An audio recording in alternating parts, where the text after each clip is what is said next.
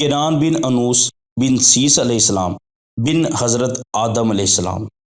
ناظرین، آج ہم آپ کو کنان کے بارے میں بتائیں گے جو حضرت آدم علیہ السلام کے پڑ پوتے ہیں۔ بسم اللہ الرحمن الرحیم۔ ہسٹری ایکسپوز کے معزز ناظرین، السلام علیکم ورحمۃ اللہ وبرکاتہ۔ کنان ناظرین حضرت آدم علیہ السلام کی نسل میں اہم ترین اور قدیم بزرگ ہیں جن کا تذکرہ تاریخ کی کتابوں میں ملتا ہے۔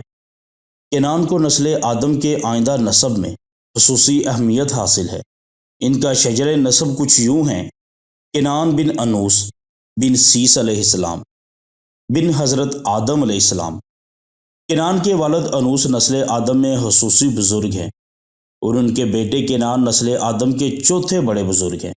کہا جاتا ہے کہ جب آپ پیدا ہوئے تو اس وقت یوم العالم کا 325واں سال تھا اور آپ کے والد انوس اس وقت 90 سال کے تھے۔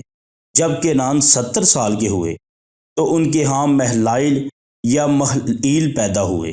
کہا جاتا ہے کہ اس وقت یوم العالم کے 395 سال گزر چکے تھے۔ کہا جاتا ہے کہ آپ اپنے والد انوس اور اپنے دادا حضرت سیس علیہ السلام اور اپنے پردادا حضرت آدم علیہ السلام کے دین کے کاربان تھے، اور آپ نے باحسن الوجود خدا کی بندگی کی اور عبادت کی اور اپنی قوم کو بھی حکم دیا کہ بت پرستی چھوڑو اور ایک ہی خدا کی احسن طریقے سے عبادت کرو۔